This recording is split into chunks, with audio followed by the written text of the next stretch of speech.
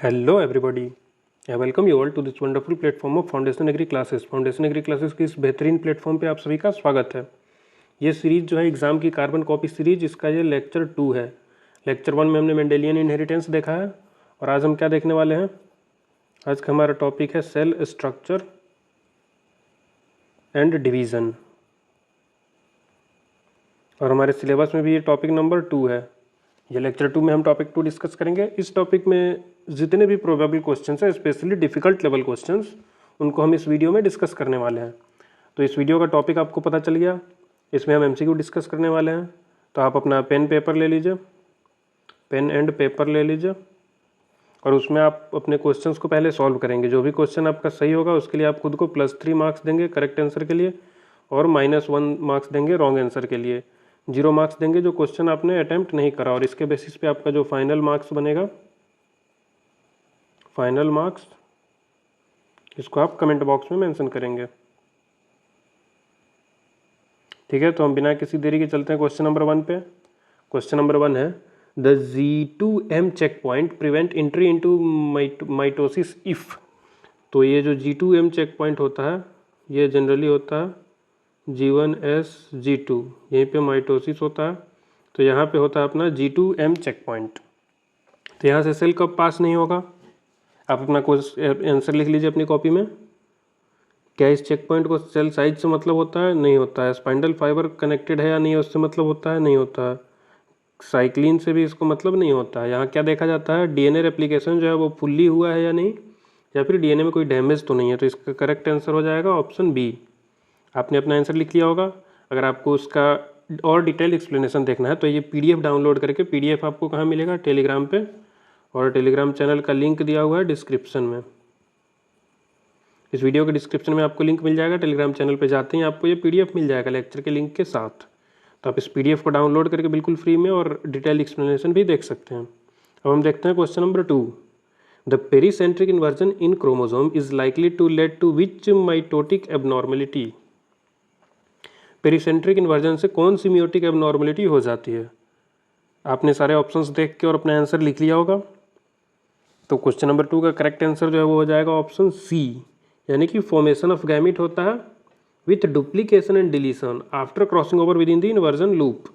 Inversion loop में crossing over हो जाने पर डुप्लीकेशन एंड डिलीशन हो जाता है। अगर आपको इसका एक्सप्लेनेशन और डिटेल में पढ़ना हो तो आप ये पीडीएफ डाउनलोड करके पढ़ सकते हैं। अगला क्वेश्चन है अपना, what is the primary function of the protein shugoshin during meiosis. तो अब ये सुगोसिन प्रोटीन का फंक्शन बिल्कुल सिंपल है, आपने लिख लिया होगा अपना आंसर। ये क्या करता है, प्रोटेक्ट करता है सेंट्रोमेरिक कोहेजन को। तो इसका हो जाएगा आंसर ऑप्शन बी। आगे हम बढ़ते हैं, इसका एक्सप्लेनेशन भी आप देख सकते हैं पीडीएफ में। अगला क्वेश्चन अपना, in plant cell the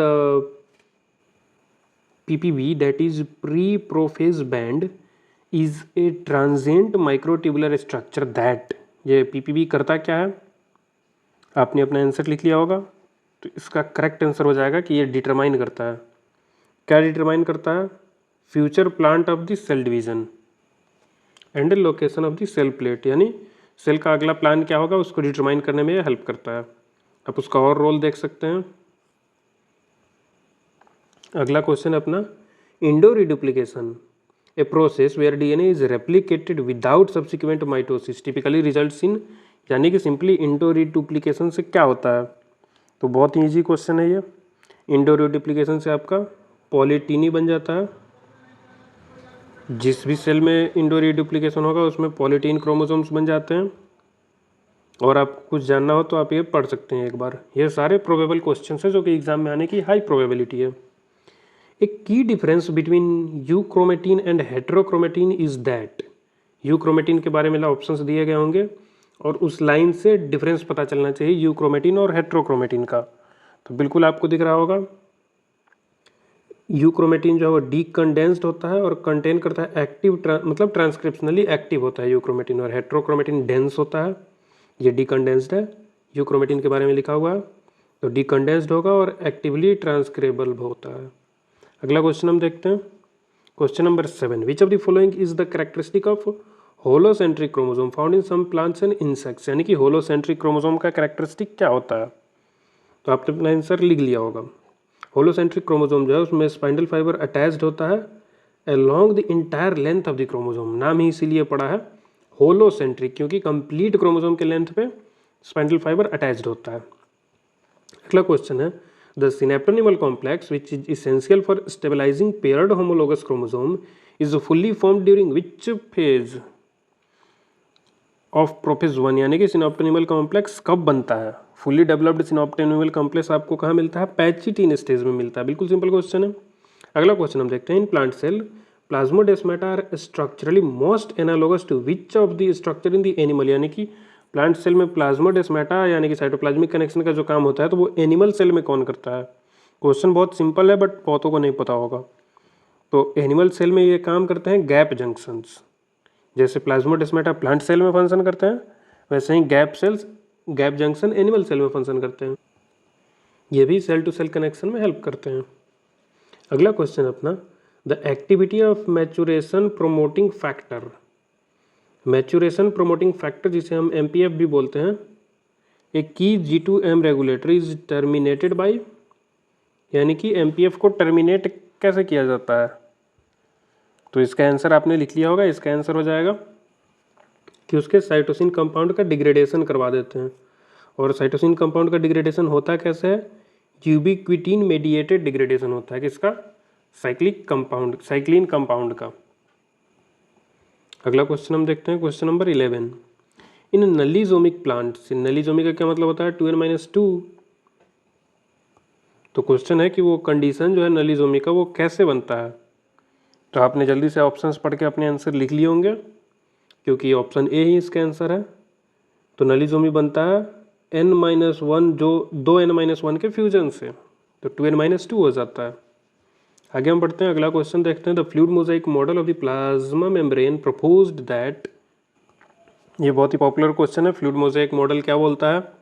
fluid Mosaic model बोलता है फॉस्फोलिपिड जो है वो मूव करता है लैटरली एंड प्रोटीन्स जो है एम्बेडेड होते हैं with in the lipid bilayer. तो बिल्कुल ये ऑप्शन सही हो जाएगा। इसका आंसर हो जाएगा option B. Correct answer is option B. अगला क्वेश्चन है the key event that commits a cell to a newly cycle of division at the restriction point in G1 is। यानी न्यू साइकिल पे कैसे cell को promote किया जाता है, specially G1 के रिस्ट्रिक्शन पॉइंट पे। तो होप आपने अपना आंसर लिख लिया होगा। इसका आंसर हो जाएगा by activation of G1S CDK। एक कॉम्प्लेक्स होता है protein complex which phosphorylate the RB protein. यह G1S CDK कॉम्प्लेक्स जो है वो फॉस्फोराइलेट कर देता है RB प्रोटीन को और इससे एक्टिवेशन हो जाता है, सेल प्रमोट हो जाता है। What is the structural composition of single nucleosome core particles. Single nucleosome core particles का स्ट्रक्चरल कंपोजिशन क्या होता है? तो उसमें होता है हिस्टोन के ऑक्टामर्स। और ऑक्टामर्स में क्या होते हैं? H2A, H2B, H3 और H4 के 2 सेट्स होते हैं और इसमें नियरली 147 बेस पेयर होता है DNA का, जो कि रैप्ड होता है उस हिस्टोन ऑक्टामर के अराउंड। अगला क्वेश्चन हम देखते हैं।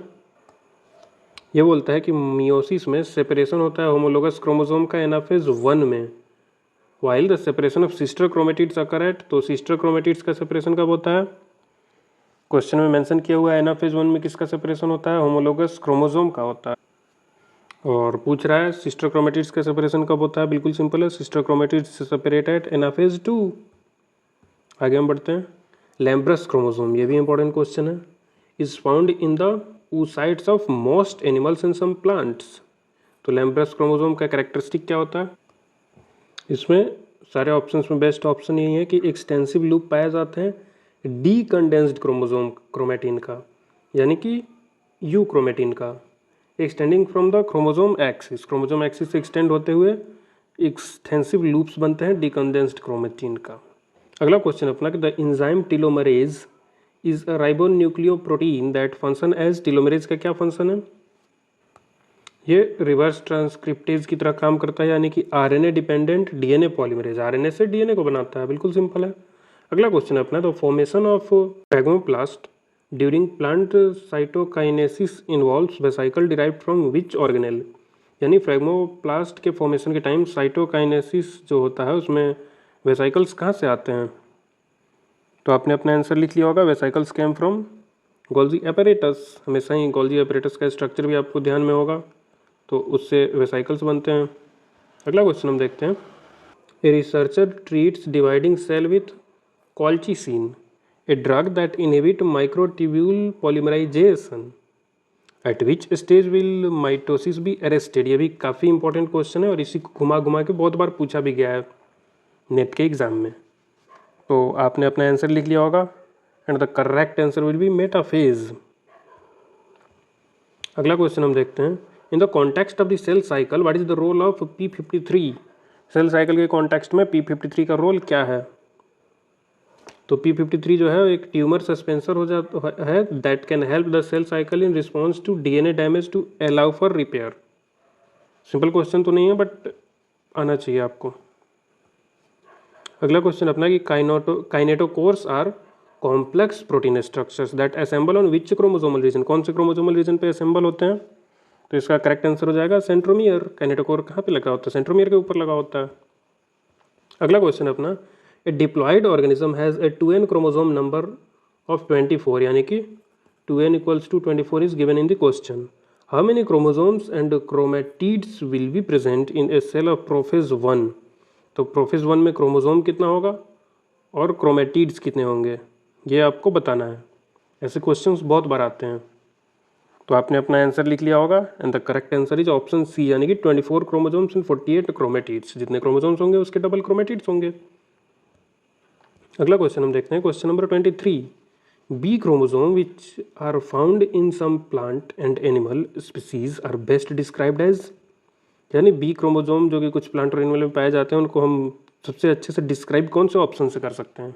तो ऐसे क्वेश्चंस में आपको जनरली लंबे वाले ऑप्शन जहाँ भी डिस्क्राइब आ जाए तो वहाँ लंबा वाला ऑप्शन सबसे पहले पढ़ना होता है। मोस्ट ऑफ द केस में वही ट्रू होता है और यहाँ भी ऑप्शन बी ट्रू है। तो हम कैसे डिस्क्राइब करते हैं बी क्रोमोसोम को? It is a super numerary chromosome that are not essential for viability and follows non Mendelian inheritance. आगे हम बढ़ते हैं अगले क्वेश्चन की तरफ। Question number 24। The primary force generating the separation of homologous chromosome during anaphase 1 is. Anaphase 1 में separation किस वजह से होता है? तो इसका करेक्ट आंसर हो जाएगा ऑल ऑफ द अबव। आप एक बार देखिए सारे ऑप्शंस को।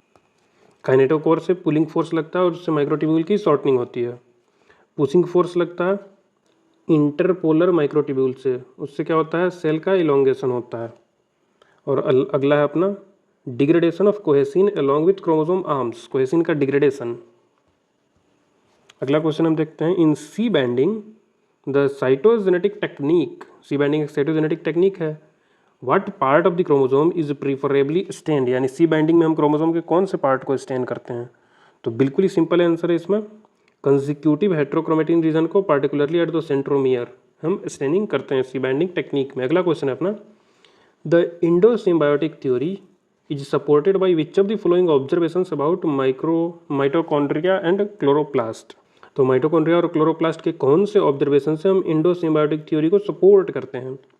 जल्दी से सारे ऑप्शंस देखिए और अपना आंसर लिख लीजिए। और इसका करेक्ट आंसर हो जाएगा ऑप्शन बी, यानी कि they contain their own circular DNA replicated by binary fusion. तो इस वजह से इंडोसिम्बायोटिक थ्योरी बोलती क्या है कि cell with in cell.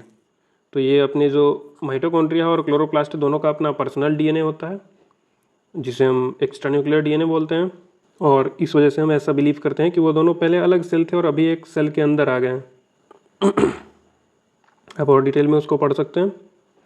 What would be the consequence of a mutation that inactivates the enzyme separase? अगर म्यूटेशन से सेपरेज इंजाइम इनएक्टिवेट हो गया तो क्या होगा रिजल्ट? तो सेपरेज इंजाइम अपना काम ही नहीं कर पाएगा, तो सिस्टर क्रोमेटिड्स जो है वो सेपरेट ही नहीं होंगी, तो सेल जो है वो अनेबल हो जाएगा इंटर करने में एनाफेज में। अगर सिस्टर क्रोमेटिड्स सेपरेट ही नहीं होंगी तो सेल एनाफेज में जा ही नहीं पाएगा। अगला क्वेश्चन हम देखते हैं। ऐसे कॉन्सेप्चुअल क्वेश्चंस आते हैं एग्जाम में।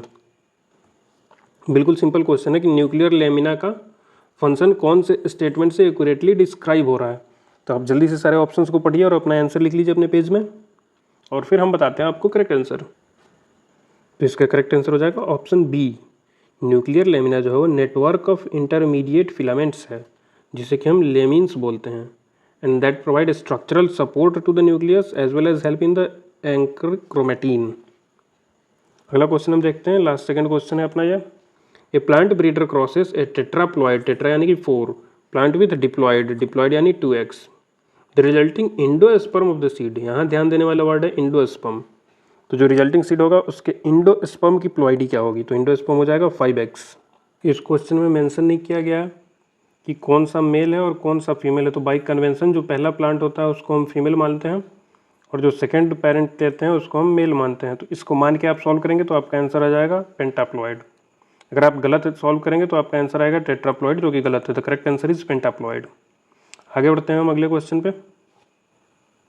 लास्ट क्वेश्चन अपना बिल्कुल ही सिंपल है, टर्मिनलाइजेशन ऑफ कैजमाटा कब होता है। तो जो फाइनल स्टेज है अपना leptotene zygotene pachytene diplotene diakinesis, तो फाइनल जो है डाइकाइनेसिस, उसी में होता है terminalization of chiasmata. So we have discussed top 30 questions of the second topic of our syllabus, that is cell structure and division. ये पीडीएफ जो आप टेलीग्राम से डाउनलोड करेंगे तो इस पीडीएफ में आपको मिलेंगे 50 क्वेश्चंस। सो आप उन 50 क्वेश्चंस को रीड कर लेंगे, सारे इंपॉर्टेंट है along with their explanation. So see you in the next lecture, till then keep learning and keep smiling. और इस पीडीएफ को डाउनलोड करके आप हमारे डिफरेंट सोशल मीडिया हैंडल से हमें कनेक्ट कर सकते हैं। So till then keep learning and keep smiling, bye.